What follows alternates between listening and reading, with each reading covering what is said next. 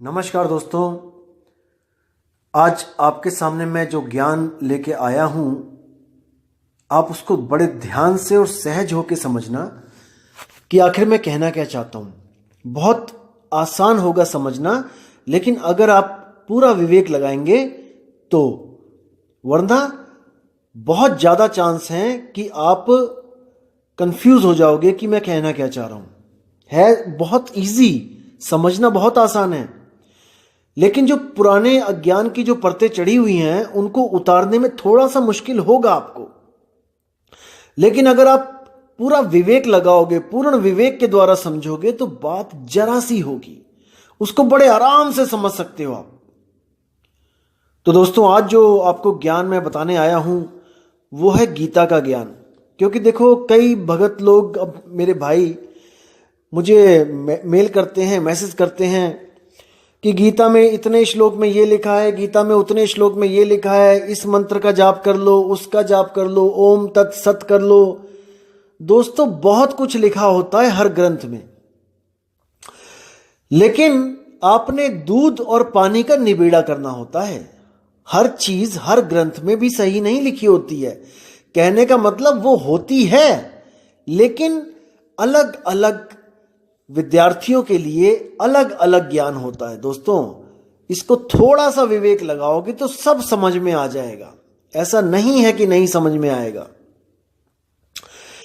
जैसे आपको मैंने बताया कि पवित्र ज्ञान और मूल ज्ञान दोनों अलग अलग ज्ञान हैं। ये ज्ञान देने के वक्त पहले शिष्य को परखा जाता है कि वो उस काबिल है जो उसको ज्ञान दिया जाए।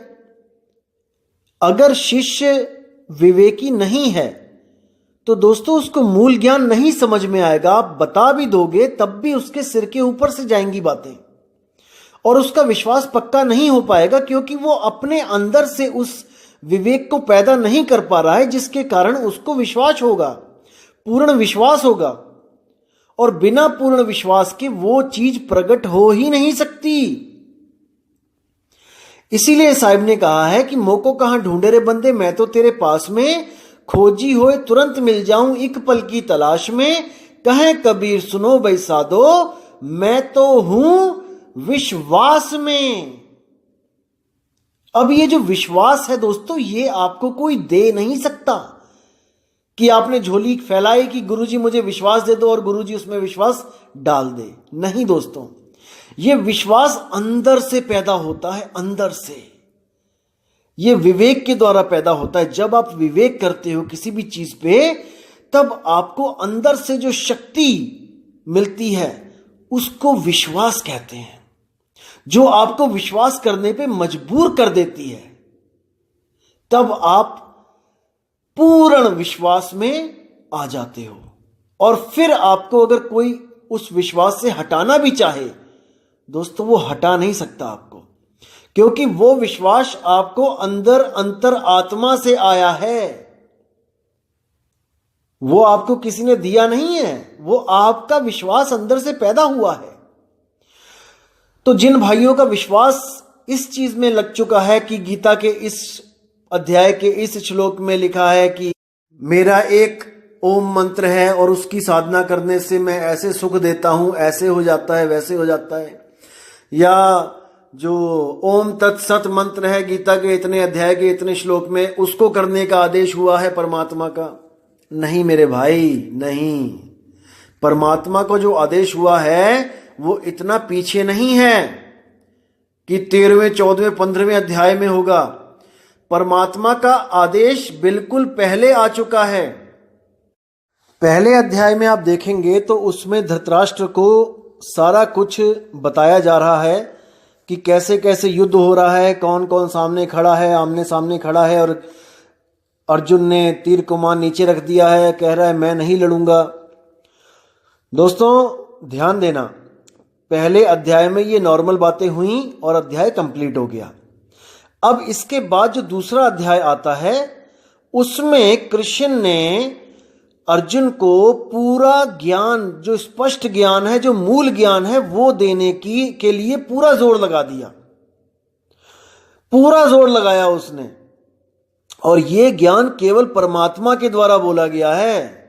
ये परमात्मा की दया हुई है तो कृष्ण जी के मुंह से ये ज्ञान निकला है, और बिल्कुल शुरू में निकला है। ये बाद में नहीं निकला, ये बिल्कुल शुरू में निकला है। कैसे? जैसे धर्मदास को कबीर साहब ने बताया, बिल्कुल शुरू में मूल ज्ञान समझाया, लेकिन मूल ज्ञान उसको 100 बार समझाया, 100 बार, फिर भी धर्मदास की बुद्धि उसको कैच नहीं कर पाई। इतना मूल ज्ञान था वो कि धर्मदास उसको समझ ही नहीं पाया कि कबीर साहब बोल क्या रहे हैं। इसलिए धर्मदास जब ये नहीं समझ पाया तो कबीर साहब ने एक पवित्र ज्ञान की रचना करी। उन्होंने एक कहानी का रूप देकर उस मूल ज्ञान को लिपिबद्ध करवाया, एक छोटी सी कहानी का रूप देकर, जिससे धर्मदास, जिसकी थोड़ी मोटी बुद्धि थी, जो पूरा विवेकी नहीं था, क्योंकि मैंने बताया आपको वो पत्थरों की पूजा करता था उस वक्त। अब आप खुद समझ सकते हो, जो इंसान पत्थरों को भगवान मान के बैठ गया है, उसका लेवल ऑफ विवेक कितना होगा। आज आप अपने आप को ज्ञानी समझते हो, आप समझते हो कि हाँ, हम पत्थर पूजा नहीं करते हैं, वो पत्थरों में जान नहीं होती है, पत्थरों में भगवान नहीं होता। सोचो कि आप से भी लेवल डाउन था धर्मदास का उस वक्त। अभी आप लोग आत्मज्ञान की बात इतने 1 महीने से सुन रहे हो, तब भी आधे लोग अभी भी नहीं समझ पा रहे हैं। अभी भी कह रहे हैं सार शब्द क्या है, वो नाम मंत्र में है कि तंत्र में है, कि वो बोलने में है कि नहीं है।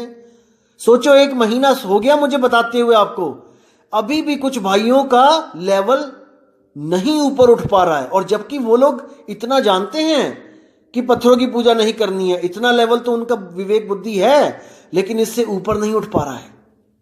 तो सोचो, विवेक जो धर्मदास जी के पास था वो कितना लेवल डाउन का था।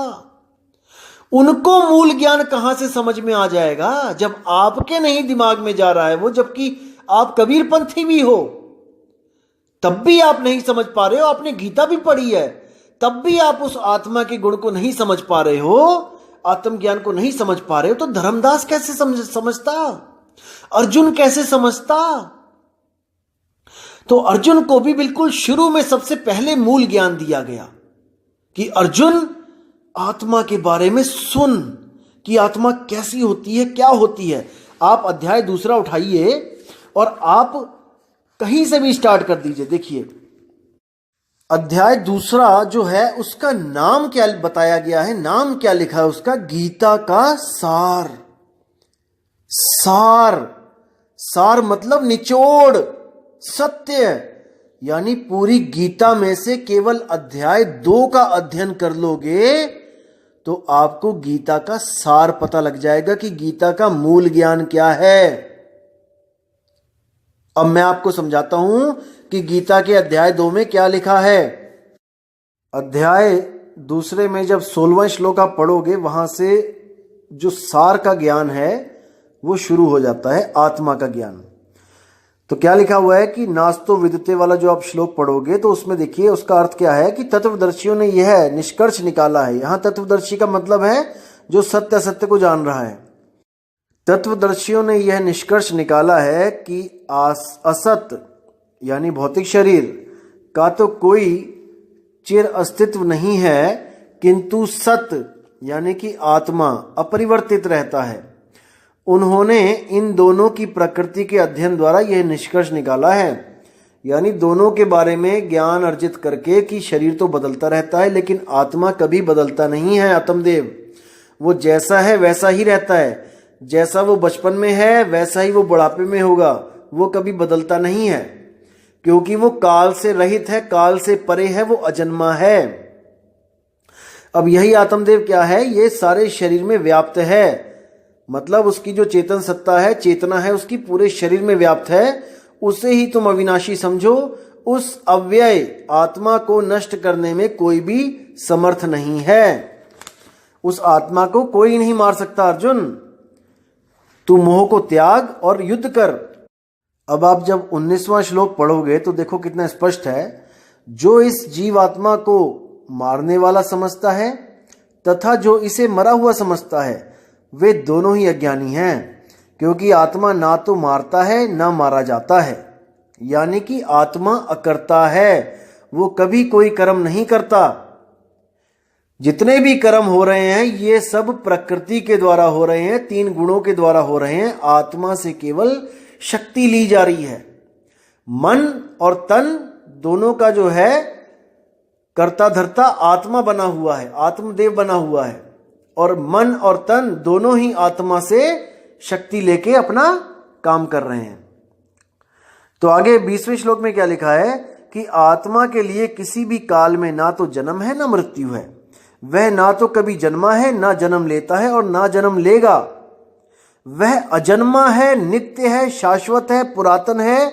शरीर के मारे जाने पर भी वह मारा नहीं जाता। यह है आत्मा के गुण। ये सार बताया जा रहा है अर्जुन को, लेकिन अर्जुन इन बातों को नहीं समझ पा रहा है, क्योंकि उसका विवेक इतना नहीं है। वो एक आम जीव है, आम एक राजा है। वो कोई साधु महात्मा नहीं है जो इन बातों को वो समझेगा। आपने हमने 20-20 साल लगा दिए हैं संत मत में, इसलिए आज हम आत्मा को समझने की कोशिश कर रहे हैं। लेकिन एक आम आदमी आत्मा के गुणों को नहीं समझ सकता भाई। किसी राजा को उठा के, जैसे अब कोई प्रधानमंत्री, कोई मुख्यमंत्री है जो पूरा पॉलिटिक्स में रमा हुआ है, आप उसको जाके आत्मा का ज्ञान देने लगोगे, वो सो जाएगा, बोर हो जाएगा। वो कहेगा अरे क्या सुना रहा है भाई कहानी, हमें नहीं चाहिए आत्मा वात्मा, क्योंकि उसका उसमें कोई दिलचस्पी नहीं है, उसके लिए बोरिंग सब्जेक्ट है ये। इसीलिए कृष्ण जी ने कहा था कि कुछ लोग आत्मा के बारे में सुनते हैं, कुछ लोग आत्मा के बारे में पढ़ते हैं, कुछ लोग आत्मा के बारे में जानने की कोशिश करते हैं, लेकिन फिर भी वो लोग आत्मा को समझ नहीं पाते। समझो इस बातों को। तो अर्जुन भी उनमें से एक है जो आत्मा को जान ही नहीं पाया, वरना अध्याय यहीं पे खत्म हो जाते, आगे बढ़ने की जरूरत ही नहीं थी। अगर वो इस चीज को समझ जाता कि आत्मा अजन्मा है, आत्मा किसी को मार नहीं सकता, आत्मा को कोई मार नहीं सकता, उसी वक्त धनुष उठा के लड़ने लग जाता, आगे के अध्याय खत्म हो जाते, कुछ होता ही नहीं आगे। अगर इतने में समझ जाता, आगे जाके ओमकार भी नहीं बताना पड़ता अर्जुन को कि ओम का जाप कर, और ना ही ओम तत्सत के बारे में बताना पड़ता। अगर अर्जुन यहीं पे समझ जाता उस आत्मा के बारे में, तो अगर धर्मदास जी भी उस समय समझ जाते आत्मा के ज्ञान को, तो अनुराग सागर और कबीर सागर भी ना बनता। लेकिन धर्मदास नहीं समझ पाया, इसलिए उनको इस ग्रंथ की रचना करनी पड़ी। धर्मदास को समझाने के लिए बताना पड़ा ऐसे ऐसे ऐसे। लेकिन धर्मदास पूरा का पूरा साहिब पे निर्भर था, उसने सरेंडर कर दिया था, इसलिए साहिब ने उसको शब्द बख्श दिया, उसको निज रूप बख्श दिया। लेकिन सृष्टि रचना धर्मदास 100 बार बताने पे भी नहीं समझ पाया था, 100 बार में भी नहीं समझ पाया था। तो ये स्वयंभू आत्मज्ञानी खुद से क्या समझेंगे? नहीं समझ सकता कोई। इसका भेद केवल उसके पास है जो परम विवेकी है, जिस पर स्वयं सतगुरु कबीर साहब की दया है। केवल वो जान सकता है इस भेद को, अन्यथा किसी की इतनी सामर्थ्यता नहीं है जो सृष्टि रचना का सही सही आपको भेद बता दे। कोई नहीं बता सकता। गुरु ग्रंथ साहब में आता है, पिता का जन्म क्या जाने पूत। अरे पुत्र क्या जानेगा कि पिता कैसे पैदा हुआ, कहां पैदा हुआ, कब पैदा हुआ? नहीं जान सकता। ये तो पिता ही आके बता दे अपने पुत्र को कि मैं यहां पैदा हुआ था और ये दिन था और ये साल था, तो भले पुत्र को पता लग जाए कि पिता कब पैदा हुआ, अदरवाइज कभी नहीं जान सकता। अब 22वें श्लोक में जो लिखा है कि जिस प्रकार मनुष्य पुराने वस्त्रों को त्याग कर नए वस्त्र धारण करता है, उसी प्रकार आत्मदेव पुराने तथा व्यर्थ के शरीरों का त्याग करके नए नए शरीर धारण करता है। अब इसमें आपने क्या समझना है कि आत्मदेव और शरीर, यहां पे 2 हस्तियां हैं, दो हस्ती हैं, एक आत्मदेव है और एक शरीर है। अब इन दोनों में आपने ये पता करना है कि किसका स्वरूप कैसा है। आत्मदेव शब्द रूप है और शरीर चरम रूप है। चरम यानी चमड़ी, इसको समझना है। यानी आत्मदेव जो है वो शब्द रूप है और जो शरीर है वो देह रूप चमड़ी रूप है। तो साहिब भी बोलते हैं कि चाम के महल में बोलता राम है और तू राम और चाम को चीन भाई। कि चमड़ी में, चमड़ी के शरीर में जो बोलता राम है उसको पकड़ो, उसको समझो। अगर उसको समझ लिया भाई तो इन शरीरों से न्यारे हो जाओगे। अब ये तो हो गया एक आत्मा और एक शरीर, जो भौतिक शरीर आपको दिख रहा है। अब इस भौतिक शरीर के अंदर भी कई शरीर हैं। दुविधा यहां पे है। तो लोग क्या समझते हैं, गलत फहमी में रहते हैं कि इस शरीर के अंदर से जो सूक्ष्म शरीर निकल रहा है शायद वो हमारी आत्मा है। दोस्तों प्रॉब्लम यहां पे है, हम लोग सूक्ष्म शरीरों को ही आत्मा समझ लेते हैं, जबकि सूक्ष्म के साथ शरीर लग रहा है। अब जब शरीर लग रहा है तो वो आत्मा कैसे हो सकती है? नहीं हो सकती। वो भी एक शरीर है। शरीरों के अंदर शरीर, शरीरों के अंदर शरीर, शरीरों के अंदर शरीर है। यही काल जाल है। और इस काल जाल में घुसने के लिए जो रास्ता बना है वो है हमारी त्रिकुटी।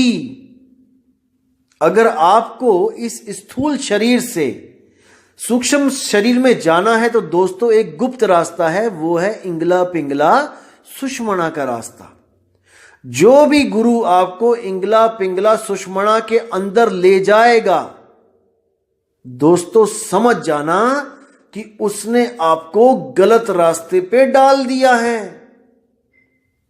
अब आपको बचाने वाला कोई नहीं है। आप अपने आप स्थूल शरीर से सूक्ष्म शरीरों में चले जाओगे, जाते ही जाओगे, जाते ही जाओगे। ये अनंत काल का सफर है दोस्तों, ये कभी खत्म नहीं होगा। जैसे भूल भुलैया में सफर कभी खत्म नहीं होता।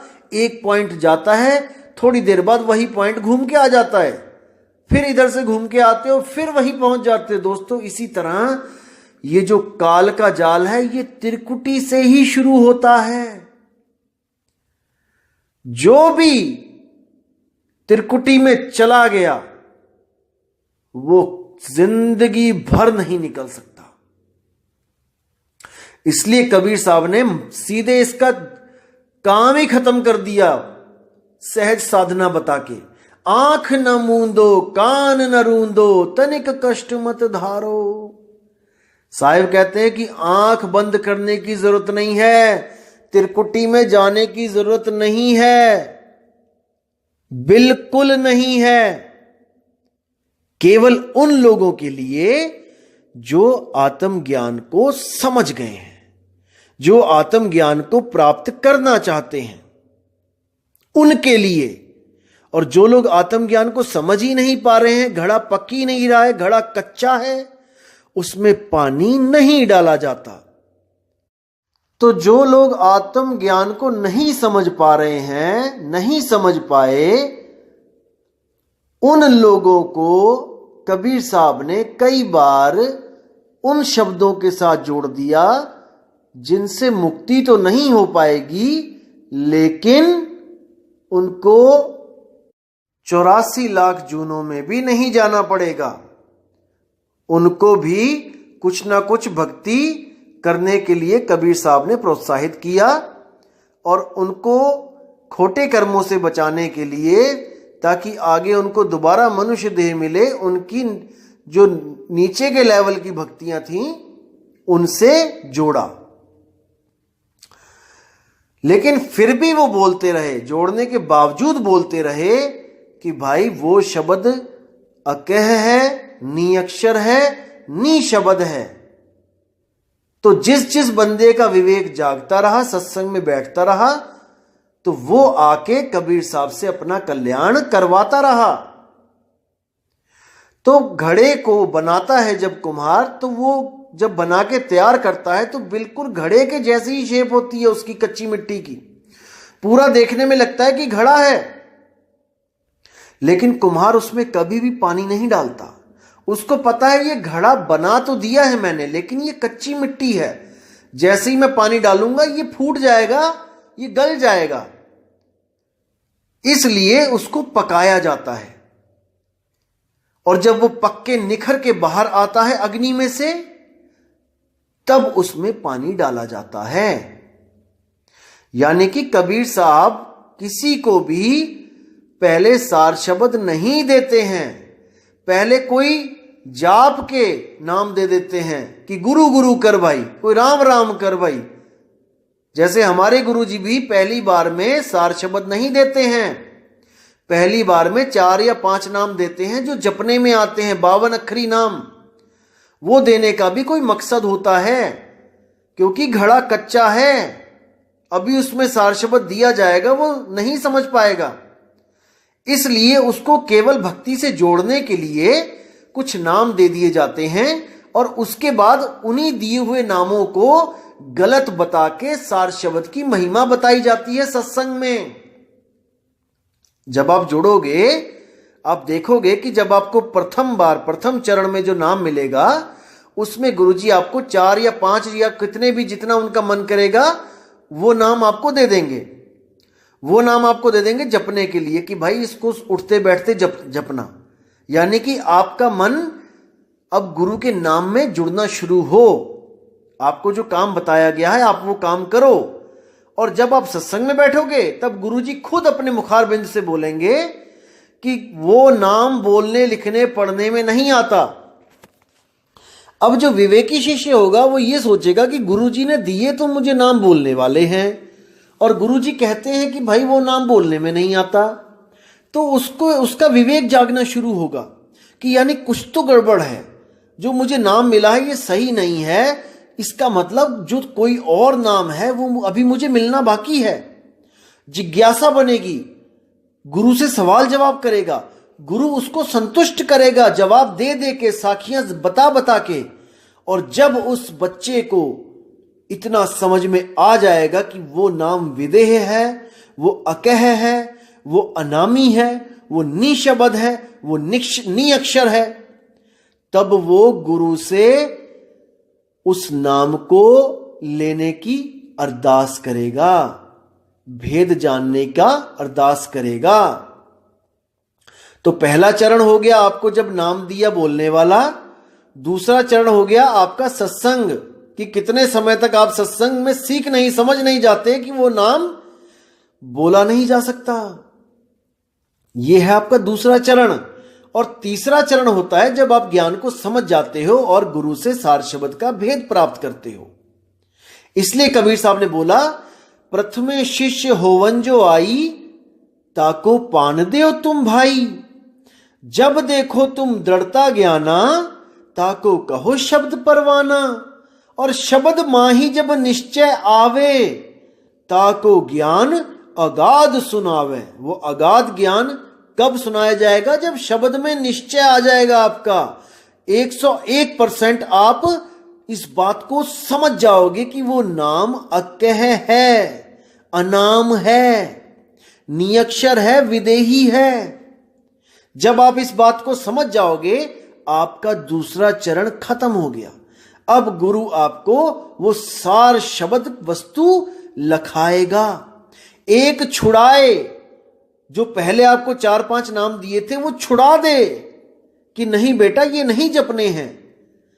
एक लखाए, वो सार वस्तु, वो निज नाम, वो आपका अपना नाम, वो आपको लखाएगा। और जब आप उसको लखोगे तब आपके सारे भ्रम खत्म हो जाएंगे और आप अपने निज स्वरूप को प्राप्त करने के लिए तत्पर हो जाओगे, जुट जाओगे। और जब आपके भाव भक्ति बनेगी, तब परमात्मा की पूरी दया होगी आप पे। दोस्तों, आपकी लगन और परमात्मा की दया, ये दोनों चीज चाहिए, तब जाके भक्ति पूर्ण होती है। परमात्मा दया कर रहा है, 24 घंटे कर रहा है, और आपकी लगन ही नहीं है, तो बात नहीं बनेगी। आपकी लगन लगी हुई है लेकिन परमात्मा आप पर दया नहीं कर रहा है, तब भी बात नहीं बनेगी। इसलिए अरदास भी करना है और भक्ति भी करनी है, दोनों चीज करनी पड़ेंगी। अरदास भी करनी है और अपना फर्ज भी निभाना है, भजन भक्ति भी करनी है और उससे मालिक से दया की भीख भी मांगनी है। और जैसे ही वो प्रकट हो गया दोस्तों, फिर आप ही आप हो, फिर दो नहीं रहे। तू करता तू भया, मुझ में रहा ना हूं, और आपा परखा मिट गया।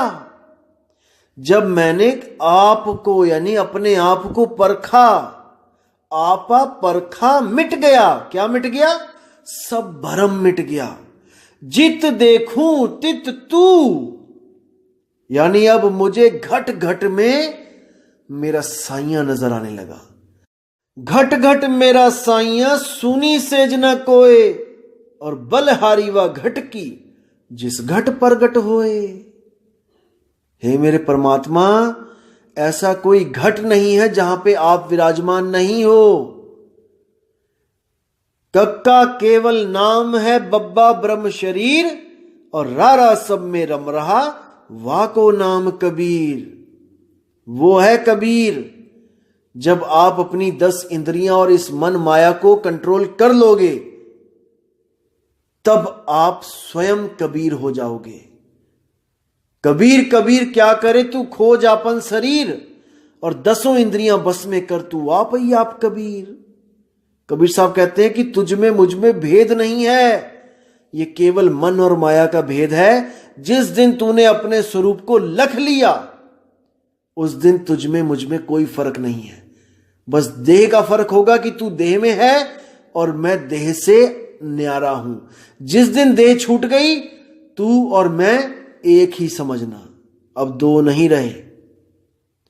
तो इन बातों को समझना है दोस्तों, इस ज्ञान को समझना है। ये कबीर साहब का मूल ज्ञान है। ये बहुत बहुत कम लोगों की बुद्धि में जाता है, बहुत कम लोग इसको समझ पाते हैं, इसलिए बिरला बोला गया है इसको, बिरला। अरे लाखन में कोई समझ ना पई है, कोटि मध्य जानेंगे, कहे कबीर सुनो बैसादो, हमें बिरले हंस पहचानेंगे। कहते हैं 1 लाख लोगों को अगर आप सत्संग करोगे, उनमें तो कोई समझ ही नहीं पाएगा, लाखन में कोई समझ ना पई है। कोट मध्य जानेंगे, करोड़ लोगों को सत्संग करोगे, उनमें से कुछ विवेकी लोगों को समझ में आएगा ये आत्मज्ञान। और कहे कबीर सुनो बैसादो, मुझे बिरले हंस पहचानेंगे। यानी कि मुझे जो ज्ञान दाता है, जगत गुरु है, सारे ब्रह्मांडों में जो एक ही है, जो सबका गुरु है, उसको कोई बिरला पहचानेगा। नहीं तो सब के सब ब्रह्म को ही सत्य मानेंगे, ब्रह्म में ही ध्यान लगाएंगे और ब्रह्म की ही स्तुति करके ब्रह्म ज्ञान को प्राप्त हो जाएंगे। पार ब्रह्म ज्ञान तक कोई नहीं पहुंच सकता जब तक स्वयं पार ब्रह्म परमेश्वर आकर अपना भेद ना बता दे। स्वयं आकर हमें हमारा आत्मज्ञान ना दे दे। जब तक कोई नहीं जा सकता, उस पार ब्रह्म अवस्था को प्राप्त नहीं कर सकता। सब ब्रह्म अवस्था में आके ही एको ब्रह्मास्मि कहकर शांत हो जाते हैं। उससे आगे रास्ता नहीं मिलेगा। त्रिकुटी में जो भी गया है वो धुर नहीं पहुंच पाया, नहीं पहुंच पाया। त्रिकुटी के अंदर 5 ब्रह्म हैं, अवस्थाएं हैं, 5 ब्रह्म अवस्थाएं हैं। मैं अगली बार ये शब्द खोलूंगा, संतों सब शब्दे शब्द बखाना, शब्द फांस फंसे सब कोई शब्द नहीं पहचाना। इसमें 5 शब्दों का वर्णन है और वही 5 ब्रह्म अवस्थाएं हैं। मैं उनको अच्छी तरह खोलूंगा आपको, ताकि आपको कर नैनो दीदार महल में प्यारा है उस शब्द को समझने के लिए एक पौड़ी मिल जाए। जब इस शब्द को समझ जाओगे तो कर नैनो दीदार का जो अगला पार्ट आएगा उसको समझने में आपको देर नहीं लगेगी। इसलिए मैं उसको डिले कर रहा हूं, क्योंकि उसको समझाने से पहले मुझे आपको और भी चीजें समझानी हैं जिसके द्वारा आप उसको समझ पाओगे। जैसे दोस्तों मैथ के जो सवाल होते हैं, टीचर सबसे पहले आपको फार्मूले सिखाता है, फार्मूले सिखा देगा, फिर आपको किसी भी अध्याय से कोई भी सवाल निकाल के दे देगा। आपने उस सवाल को फार्मूले के द्वारा सुलझाना है। अगर वो फार्मूले ना बताएगा और आपके सामने सवाल रख दे तो आप उलझ जाओगे। इसलिए आपको मैं सारे फार्मूले बताऊंगा और उसके बाद में सारे ज्ञान को खोलता जाऊंगा पौड़ी दर पौड़ी, ताकि आपको कंफ्यूजन ना हो। क्योंकि मुझे सुनने वाले सब विवेकी नहीं हैं। मुझे पता है अगर 3000 बंदा आज जुड़ा है तो उसमें मैं केवल 2% को विवेकी मानता हूं दोस्तों। 2% मान के चलो, इससे ज्यादा विवेकी नहीं है। सुन भले रहे हैं मुझे, लेकिन 50-60 लोगों से ज्यादा कोई भी नहीं समझ पा रहा है इस ज्ञान को। गारंटी के साथ कह रहा हूं मैं। 50 भी मैंने बहुत ज्यादा बोल दिया। और ये वो लोग हैं जो पिछले जन्मों में सत्संगों में बैठे हैं, आत्मज्ञान के सत्संगों में बैठे हैं, लेकिन अपनी भक्ति पूर्ण ना कर पाने के कारण दोबारा मानुष चोले में आ गए हैं और वही ज्ञान उनको आगे दोबारा प्रकट हो रहा है, ताकि वो अपनी भक्ति को दोबारा से स्टार्ट करके पूर्ण कर सके। तो दोस्तों गीता के ज्ञान पे आते हैं। आज मैं गीता में आपको जो सार है गीता का वो बताना चाहता था। जब अर्जुन को सारा ज्ञान कृष्ण जी ने आत्मा का ज्ञान दिया, वो समझ नहीं पाया, उसका मोह भंग नहीं हुआ, वरना उसी वक्त वो धनुष बाण उठा लेता और उसके बाद 3रा, 4था, 5वां, 6ठा से लेके आगे के अध्याय कोई बोलने की जरूरत ही नहीं थी, क्योंकि ये अध्याय बोलने का मकसद केवल उसका मोह भंग करना था, जो विराट रूप देखने के बाद उसका भंग हुआ।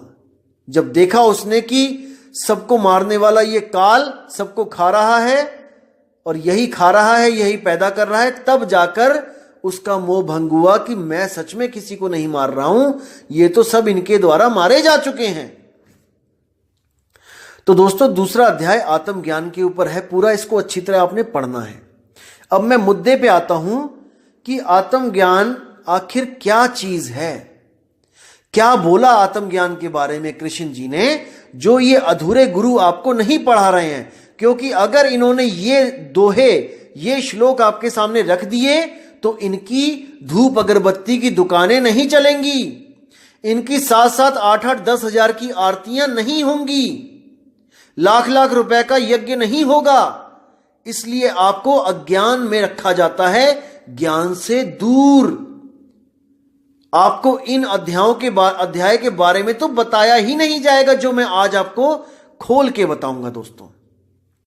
तो अर्जुन को आत्मा के बारे में बताते हुए कृष्ण जी ने क्या बोला कि आत्मा अखंडित है।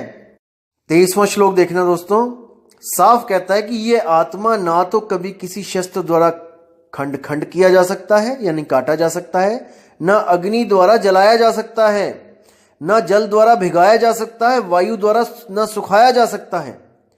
तो आपको काल भूनेगा कैसे? मुझे एक बात बता दो, काल तपत शिला पे भूनेगा कैसे जब उसको जलाया ही नहीं जा सकता? तो भुनेगा कैसे? भूनने का मतलब होता है जलने के बाद रंग बदल जाना। जैसे आप कुछ भूनते हो, भुट्टा भूनते हो, शुरू में वो पीला होता है और उसके बाद वो काला हो जाता है। तो जब आत्मा को जलाया नहीं जा सकता तो भूनेगा कैसे? दोस्तों भूना जाता है शरीर, आत्मा नहीं भूना जाता है।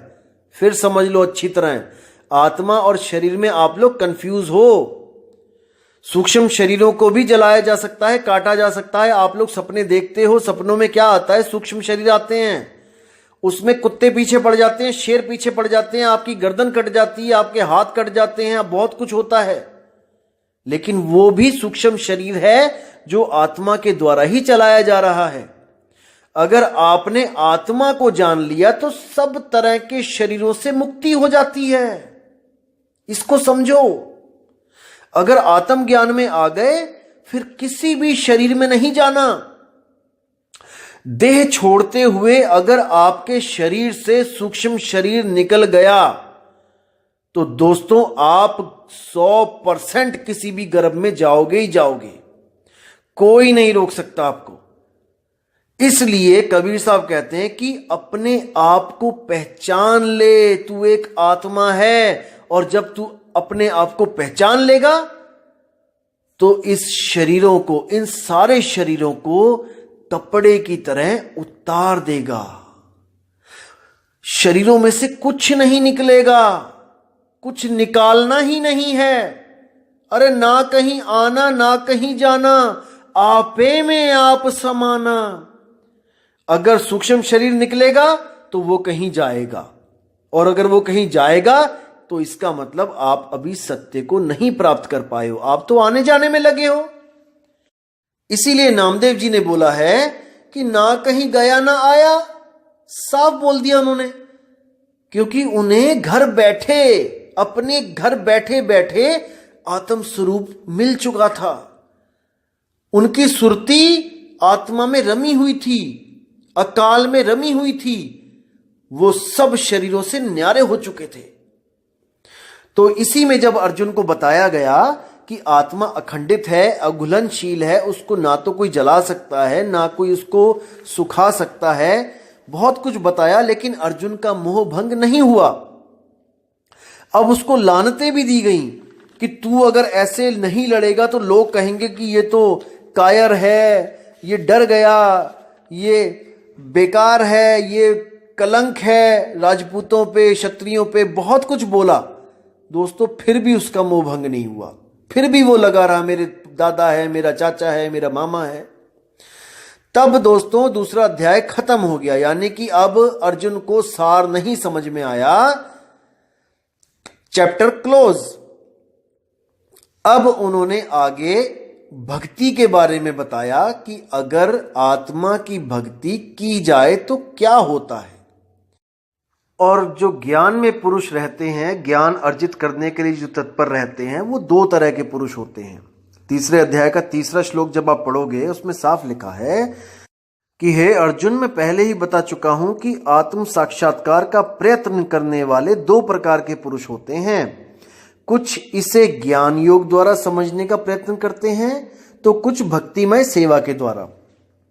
अब इन दोनों के सार को समझना है दोस्तों, क्या होते हैं ये दोनों प्रकार के जो भगत होते हैं।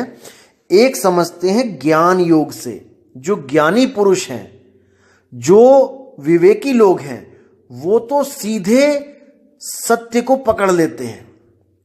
वो तो इतने विवेकी होते हैं कि आत्मा के ज्ञान को एकदम जच जाता है उनके मन को, और वो आत्म ज्ञान में रम जाते हैं। और जो दूसरे होते हैं वो होते हैं अविवेकी, जिनकी बुद्धि बालक के समान होती है। दोस्तों भक्ति तो उनसे भी करवानी है ना, अगर भक्ति नहीं करेंगे तो वो 84 में चले जाएंगे। इसलिए उनको सार भक्ति नहीं बताई जाती है, उनको कोई छोटी मोटी भक्तियों में लगा दिया जाता है ताकि इनका मन वहां पे लगा रहे। जैसे जब लड़की छोटी होती है तो गुड्डे गुड़ियों में ही वो खुश रहती है, उनकी ही शादियां करती रहती है, बहुत खुश हो जाती है। और जब वो बड़ी लड़की, जब उसकी शादी होती है और सच में उसके जिंदगी में कोई लड़का आ जाता है तो उसको कोई गुड्डे गुड़ियां दे खेलने को तो वो नहीं खेलेगी। अब उसके सपनों का राजकुमार उसको स्वयं मिल चुका है, अब वो गुड्डे गुड़िया में क्या खुशी ढूंढेगी। इसी तरह लेवल का फर्क होता है बुद्धि का। कुछ लोग ज्ञानी होते हैं जिनको केवल सार से मतलब होता है, और कुछ अज्ञानी होते हैं जो कुछ भी पकड़ाने पे कुछ भी पकड़ लेते हैं। कोई भी भक्ति दी जाए उसी में खुश हो जाते हैं, कोई पत्थर पुजवा दे तो उसी को भगवान मान लेते हैं। देख लो दुनिया कितनी कितनी पत्थरों को पूजने वाली पड़ी है, वो भी तो भक्ति कर रहे हैं ना, क्योंकि उनके गुरु ने उनको वो पकड़ा दिया है, पत्थर पकड़ा दिया है, तो वो पत्थरों को भगवान मान रहे हैं। सोचो, अगर आपको कोई कहे कि पत्थर की पूजा कर लो, आप कबीरपंथी हैं, इसमें 80 से 90% कबीरपंथी सुनते हैं मुझे, अगर मैं उन लोग को बोलूं कि भाई पाथर पूज लो, तो आप नहीं पूजोगे। क्यों? दुनिया तो पूज रही है, क्योंकि आपका विवेक का लेवल बढ़ चुका है। मेरे भाइयों, इस बात को समझो। बच्चा जब स्कूल में एडमिशन लेता है तो सारी उम्र पहली क्लास में थोड़ी नहीं रहता है, वो आगे से आगे बढ़ता रहता है, विवेक बढ़ता रहता है, क्लासें बढ़ती रहती हैं।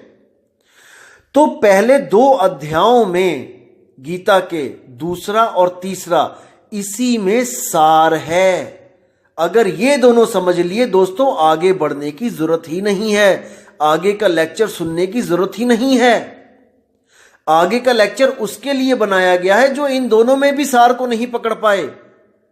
जब अर्जुन दोनों अध्यायों में भी नहीं समझ पाया तो अर्जुन को कहीं तो लगाना था ना। अर्जुन सबसे प्रिय था कृष्ण जी का, उसको 84 में थोड़ी नहीं ढकेलना था, इसलिए उसको आगे से आगे और लो लेवल का ज्ञान देते चले गए कि कुछ तो समझेगा ये। तो आगे जाके जब विराट रूप दिखाया, जब किसी ज्ञान को भी नहीं समझ पाया तो विराट रूप दिखाना पड़ा, विराट रूप दिखाया, तब जाके उसका मोह भंग हुआ। तो इसको समझो दोस्तों, अध्याय 3 में दोनों प्रकार के पुरुषों का जिक्र कर दिया गया है कि एक तो ज्ञानी पुरुष होते हैं, अज्ञानी पुरुष होते हैं।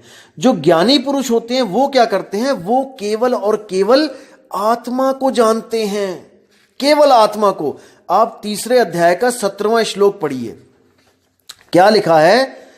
उससे पहले भी पढ़िए, 14, 15 भी पढ़िए, कि उसमें नियत कर्मों के बारे में है कि वेदों में नियमित कर्मों का विधान है और ये वेद साक्षात श्री भगवान से प्रकट हुए हैं, फलता सर्वव्यापी ब्रह्म यज्ञ कर्मों में सदा स्थित रहता है। ये 15वां श्लोक है कि वेदों के द्वारा नियमित कर्मों को करो, जैसे वेदों में लिखा है उसको भी करो, क्योंकि इसमें दोनों तरह के पुरुषों का जिक्र है। तो ये भी बताया जा रहा है साथ में, क्योंकि दोनों ज्ञान रखे जाएंगे इसी अध्याय में। तो लेकिन ये हो गया नियमित कर्म, जो वेदों के द्वारा यज्ञ करो, जप करो, मंत्र करो, माला फेरो, जो मर्जी करो वेदों के द्वारा। और एक है आत्मज्ञान, वो है 17वां श्लोक। उसमें क्या है कि किंतु जो व्यक्ति आत्मा में ही आनंद लेता है तथा जिसका जीवन आत्म साक्षात्कार युक्त है और जो अपने में ही यानी कि आत्मा में ही पूर्णतया संतुष्ट रहता है, उसके लिए कुछ करणीय कर्तव्य नहीं होता।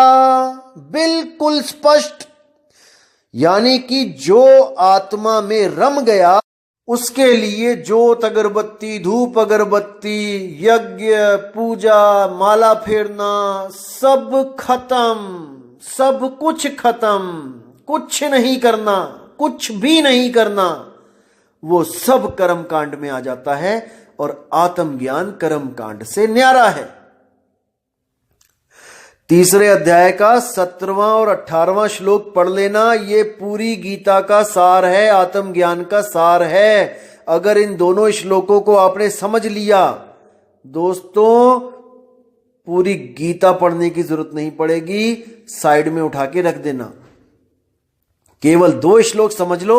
अगर इन 2 श्लोकों को आप समझ गए तो मान के चलो कि 99% आप कबीर साहब का ज्ञान समझ गए। अब केवल 1% रहता है, वो है आत्मा का भेद, जो गीता में नहीं है। बस गीता को 99% मान के चलो और कबीर साहब के ज्ञान को 100% मान के चलो, तब बात 100% बनेगी। अब देखो 17वें अध्याय में कह दिया कि जो व्यक्ति आत्मा में ही आनंद लेता है, आत्मा में ही संतुष्ट है, उसके लिए कुछ करणीय कर्तव्य नहीं होता। अब जो अगला श्लोक है 18वां, उस श्लोक का जो सार है वो क्या है, गुरु न चेला रहूं अकेला। यही इस श्लोक का सार है। देखिए क्या लिखा है कि स्वरूप सिद्ध व्यक्ति, जो स्वरूप सिद्ध है यानी जिसको आत्मज्ञान हो गया है, स्वरूप सिद्ध व्यक्ति के लिए ना तो अपने नियत कर्मों को करने की आवश्यकता रह जाती है। नियत कर्म क्या होते हैं, जो वेदों में लिखा गया है, जो पुराणों में लिखा गया है। आप 15वां श्लोक देख लेना, इसी अध्याय का, उसमें साफ लिखा है कि जो भी वेदों में नियमित कर्मों का विधान है वो श्री साक्षात भगवान द्वारा बोले गए हैं, लेकिन उनको भी करने का कोई प्रयोजन नहीं रह जाता।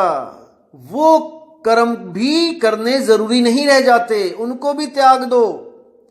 कोई ओम नहीं, कोई ओम तत्सत नहीं, कोई मूर्ति पूजा नहीं, कोई माला नहीं फेरनी, 108 माला फेरते हैं, कोई घी के दिए नहीं जलाने, कोई यज्ञ नहीं करना, केवल आत्म सत्ता में रमण करना है।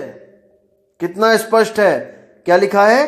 स्वरूप सिद्ध व्यक्ति के लिए ना तो अपने नियत कर्मों को करने की आवश्यकता रह जाती है, ना ऐसा कर्म करने का कोई कारण रह जाता है। कोई कारण ही नहीं बचा कि मुझे ये सब कर्म करने पड़े। उसे किसी अन्य जीव पर निर्भर रहने की आवश्यकता भी नहीं रह जाती है। कितना स्पष्ट कर दिया कि अब आपको जब आत्म स्वरूप को प्राप्त हो जाते हो, उसके बाद आप किसी भी प्रकार की मदद की जरूरत नहीं रह जाती किसी जीव से। कोई कहे कि गुरुजी आपके साथ जाएंगे, नहीं जाएंगे। कोई कहे गुरुजी काल के सिर पे पैर रखवाएंगे वहां जाके, नहीं रखवाएंगे। कोई कहे गुरुजी आपको काल से बचाएंगे, नहीं बचाएंगे, क्योंकि आप स्वयं मुक्त हो चुके हो। आप स्वयं उस अवस्था को प्राप्त कर चुके हो जहां पर काल आपके सामने खुद माथा टेकेगा। समझो इस बात को दोस्तों, आत्मज्ञानी के सामने काल नहीं टिक सकता।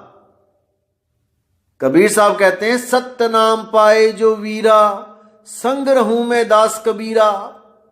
मतलब सत्य नाम का मतलब है सत्य स्वरूप।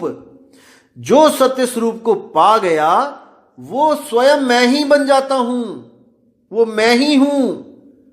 इसीलिए संग रहूं मैं दास कबीरा। मैं ही जब वो हो गया तो काल आगे तो माथा तो टेकेगा ही। राम कबीरा एक भय हैं, कोई ना सके पछाणी। आत्म स्वरूप में रमते ही आपका और परमात्मा का स्वरूप एक सा हो जाता है। अब काल ने कुछ नहीं करना, वो तो माथा टेक के कहेगा, मालिक आपको कौन, आपका क्या बिगाड़ू मैं। जैसे आपने देखा था गडरिये ने जब शेर को पकड़ लिया तब तक ही डंडे मार रहा था जब तक वो उसका स्वरूप नहीं प्राप्त कर लिया था शेर ने अपना। जैसे ही शेर ने अपना स्वरूप प्राप्त किया, अपनी आवाज को बुलंद किया, वो गडरिया डर के मारे उसी शेर से भागा आगे आगे जिस शेर को डंडे मार रहा था। तो बात सारी स्वरूप की है मेरे भाई। स्वरूप को प्रकट करोगे, अपने स्वरूप को पाओगे तो अपने मन से विजय पाओगे। नहीं तो ये मन बहुत बहुत ज्यादा परेशान करने वाला है सबको, A to Z सबको। अभी नहीं समझ में आ रहा दोस्तों, जब कोई बीमारी लग जाएगी तब एक एक आदमी को समझ में आएगा कि इस शरीर को छोड़ने से पहले काश कोई मैंने पक्का घर ढूंढ लिया होता जहां मुझे ठिकाना मिलता। इसलिए विवेक करो, विचार करो, अभी समय है मेरे भाइयों, अभी समय है। तो जब यहां पर भी उसका मोह भंग नहीं हुआ और देखा कृष्ण जी ने कि भाई ये तो मेरे बताने से कुछ समझ ही नहीं रहा है।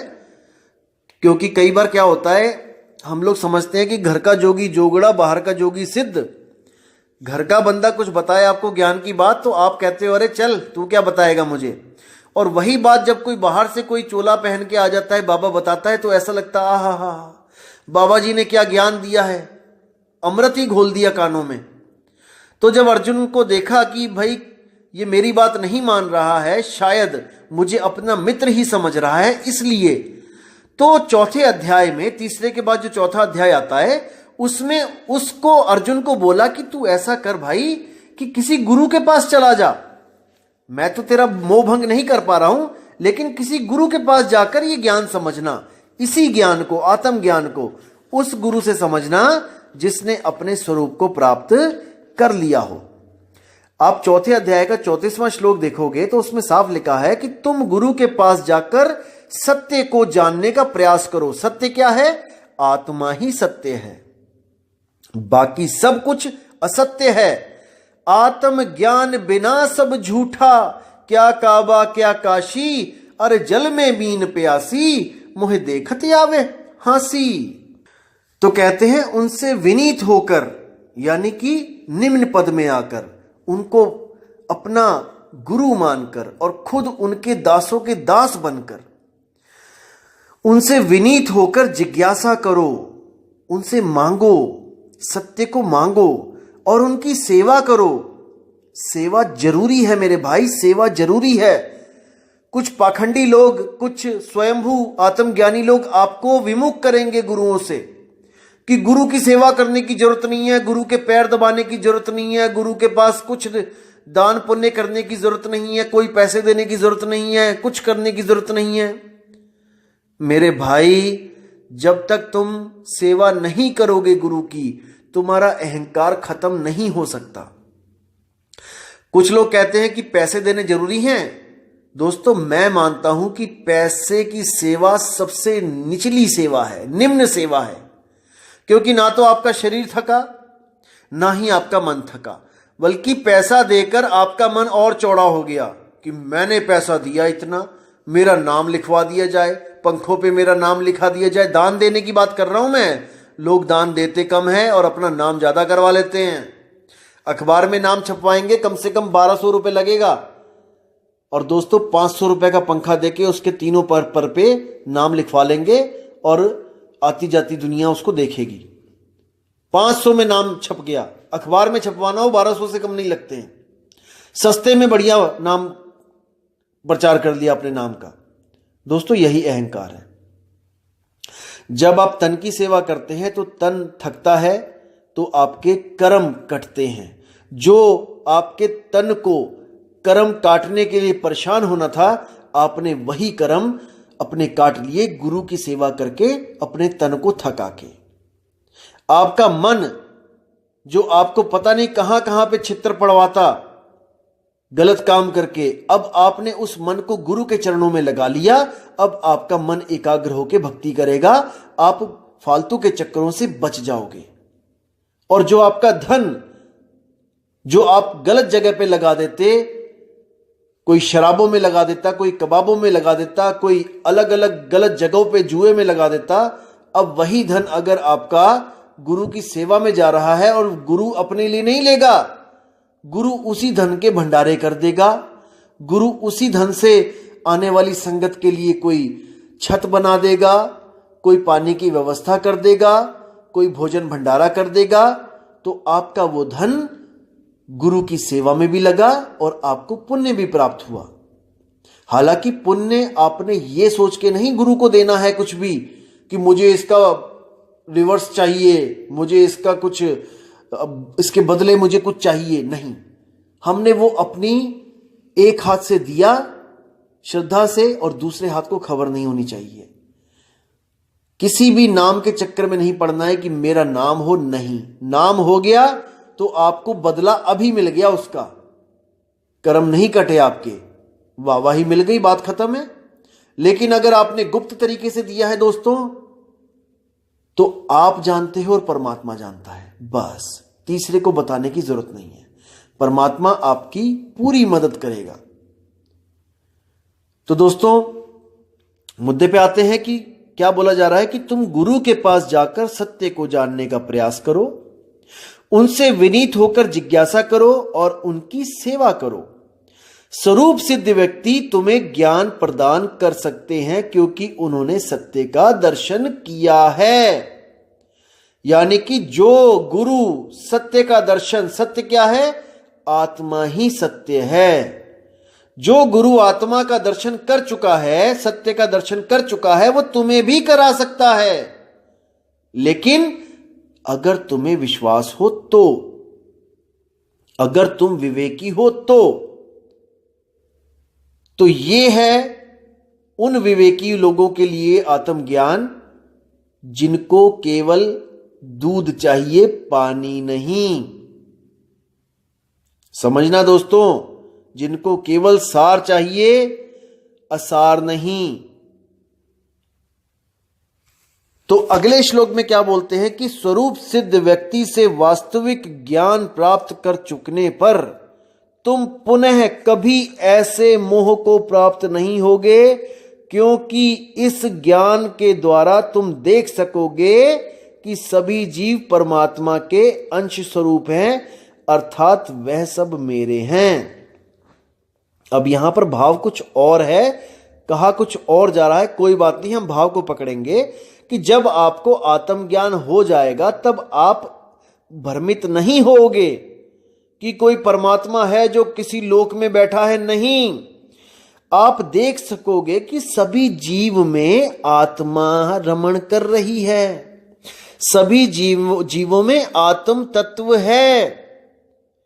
यानी घट घट मेरा साइया और सूनी सेज न कोय।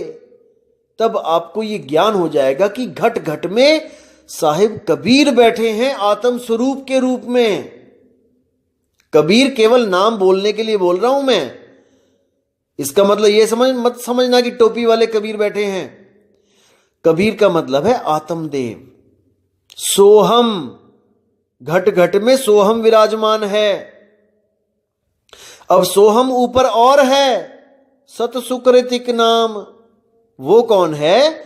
जो इस ज्ञान को देने आता है इस दुनिया में, वो है सत सुकृत।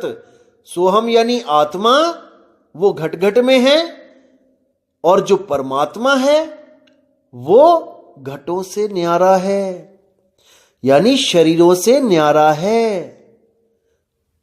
वो ज्ञान देने आता है कि तुम भी घट से न्यारे हो जाओ, इस शरीर से न्यारे हो जाओ, विदेही हो जाओ, देह को त्यागो, विदेही हो जाओ और मेरी अवस्था को प्राप्त कर लो।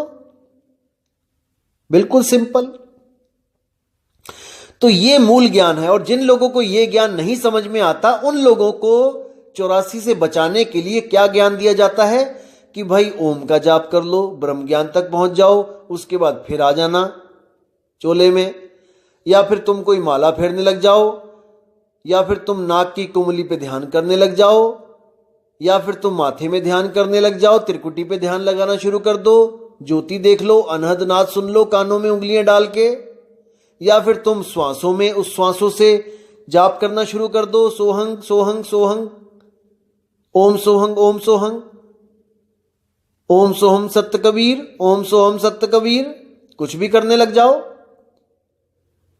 तो कहने का मतलब यही है कि सार सार तो गही रहे थोथा दे उड़ाए। जो विवेकी होगा वो सार को ग्रहण करेगा, थोथा नहीं ग्रहण करेगा। लेकिन दुनिया में नजर मार के देखो, इतने लोग सार को ग्रहण नहीं कर रहे हैं जितना थोथा ग्रहण कर रहे हैं। लेकिन कुछ तो कर रहे हैं ना भाई, वो भी कुछ तो करवाया जाएगा। जैसे आपने एंट्रेंस एग्जाम दे दिया एमबीबीएस का, बच्चे देते हैं, बायो के स्टूडेंट्स देते हैं, तो भाई अगर 100 सीटें हैं तो 1000 बच्चा है एडमिशन लेने के लिए जो बैठा है, और एमबीबीएस की 100 सीटें हैं तो 100 को ही मिलेगा ना वो ज्ञान। 101 थोड़ी नहीं चले जाएंगे, उसमें सारे थोड़ी नहीं चले जाएंगे। लेकिन जो 100 के अलावा हैं वो भाई, उनको किसी को बीएएमएस मिल जाएगा, किसी को बीएचएमएस मिल जाएगा, किसी को बीयूएमएस मिल जाएगा, किसी को डेंटल मिल जाएगा। तो कहने का मतलब एमबीबीएस सबको नहीं मिलेगा, लेकिन कुछ ना कुछ तो करना है ना भाई, या कुछ भी नहीं करना है। इसी तरह जितना भी ज्ञान इसमें बोला गया है कि ओम तत्सत, यानी कि दूसरे और तीसरे अध्याय के बाद जो कुछ बोला गया है, कुछ भी बोला गया है, वो सब असार है। सार शुरू शुरू में बता दिया गया है दूसरे और तीसरे अध्याय में, इसी में से निचोड़ निकाल लो आत्मज्ञान चाहिए तो। नहीं तो उसके बाद जितना भी बताया गया है वो योग बताया गया है, ध्यान विधियां बताई गई हैं कि नाक की कुंडली पे ध्यान लगा लो, त्रिकुटी में ध्यान लगा लो, ओम का मंत्र जप लो, ओम तत्सत कर लो। वो सब असार है दोस्तों। अब आपने विवेक करना है कि सार पकड़ना है कि असार पकड़ना है, यह आपकी मर्जी है। सतगुरु ऐसा चाहिए जैसा सूप सुहाए, सार सार तो गही रहे और थोथा दे उड़ाए। अब आप देख लो कि आपने थोथा पकड़ना है या सार पकड़ना है। मैंने तो आपके सामने विवेक रख दिया है, अब आपकी मर्जी है, क्योंकि आपका जीव है। आप देखो कि अपने जीव को कहां भेजना है। जन्म मरण में भेजना है तो ओम तत्सत पे आ जाओ, और अगर सार को पकड़ना है, मोक्ष प्राप्त करना है, तो तीसरे अध्याय का 17वां और 18वां श्लोक अच्छी तरह कंठस्थ कर लो और अपने जीवन में उसको उतार लो। सिंपल सी बात है, सब कुछ आपके सामने है। तो दोस्तों, सत्संग कुछ ज्यादा लंबा हो गया है, तो मैं गीता का ज्ञान आपको पूरा बताऊंगा, क्योंकि कई लोग भ्रमित हो जाते हैं कि गीता में तो बहुत कुछ लिखा है। मैं गीता की एक एक श्लोक आपको बता सकता हूं कि क्या भाव है उसका। देखो दोस्तों, इन बातों को समझना पड़ेगा कि गीता क्या कहना चाह रही है। देखो, अक्षरों को पकड़ते हैं सब, भावों को नहीं पकड़ते। एक एक चीज आपको, एक एक श्लोक ऐसे क्लियर कर दूंगा जिसको समझ के 1% भी आपके दिमाग में दुविधा नहीं आएगी। दोस्तों, बिल्कुल क्लियर हो जाएगा। एक एक श्लोक, एक एक श्लोक ऐसा दिमाग में आपके फिट हो जाएगा कि आपको कोई भ्रमित नहीं कर पाएगा गीता का नाम लेके कि गीता में ये लिखा है, गीता में वो लिखा है। यकीन करना दोस्तों, इतना समर्थ है कि एक एक श्लोक ऐसे कंठस्थ करवा दूंगा उनके सार के साथ कि आपसे कोई ज्ञान चर्चा सपने में भी नहीं कर पाएगा। लेकिन मैं चाहता हूं कि आप केवल सत्य को पकड़ो, क्योंकि सार सार गहे रहो, थोथा दे उड़ाए। हमने थोथे में टाइम वेस्ट नहीं करना है, क्योंकि सांस हमारी एक एक कम हो रही है। इसलिए हमने जल्दी से जल्दी अपना कल्याण करवाना है, आत्मज्ञान में आ जाना है। दोस्तों, आत्मज्ञान से बड़ा कोई ज्ञान नहीं है, कोई ज्ञान नहीं है। इसको समझ जाओ, आत्मज्ञान ही निज नाम है। निज नाम यानी मेरा नाम, मेरा ज्ञान। मैं कौन हूं? मैं एक आत्मा हूं, लेकिन मैं मन और माया के चक्कर में भ्रमित हो गया हूं, इसलिए खुद को नहीं पहचान पा रहा हूं। लेकिन सतगुरु बड़े दयाल हैं, भेद दिया बतलाए, कोटि जन्म का पंथ था, पल में दिया पहुंचाए। ये ओम तत्सत युगों युगों से होता आ रहा है। ये ब्राह्मण लोग ओम तत्सत करते ही आ रहे हैं, लेकिन मोक्ष नहीं मिल रहा, मुक्ति नहीं मिल रही है। मुक्ति केवल और केवल आत्म ज्ञान से मिलेगी दोस्तों। तो दोस्तों, इसी के साथ मैं अब आपसे विदा लेता हूं और आपसे बहुत जल्दी मुलाकात होगी। और मुझे पूरी उम्मीद है कि आप इस ऑडियो से बहुत ज्यादा विवेकी हो जाओगे और गीता का सार क्या है वो भी समझ जाओगे। तो दोस्तों, बहुत जल्दी मिलेंगे आपसे। तब तक के लिए मुझे आज्ञा दीजिए, और मालिक से मैं दुआ करूंगा कि आपके विवेक में इतनी बढ़ोतरी होए, इतनी बढ़ोतरी होए कि कोई आपके सामने टिक ना पाए। कौन? जो अपने आप को विवेकी समझते हैं और गीता और वेदों के प्रमाण ले लेके लोगों को भ्रमित करते हैं। आपके सामने टिक नहीं सकते अगर आप तीसरे अध्याय का 17वां और 18वां श्लोक खोल के उनको दिखा दो तो। और ये दिखाना आपने ही है दोस्तों, मैंने नहीं। मैंने तो दिखा दिया जो दिखाना था। अब काम आपका है कि सत्य को पकड़ना है कि असत्य को पकड़ना है। तो ठीक है दोस्तों, अब विदा चाहता हूं मैं। जय गुरु बंदी छोड़ वैराग साहिब जी, जय गुरु बंदी छोड़ मदन साहिब जी, जय जय बंदी छोड़ सतगुरु सत्य कबीर साहिब की सदा ही जय हो। साहिब बंदगी सतनाम।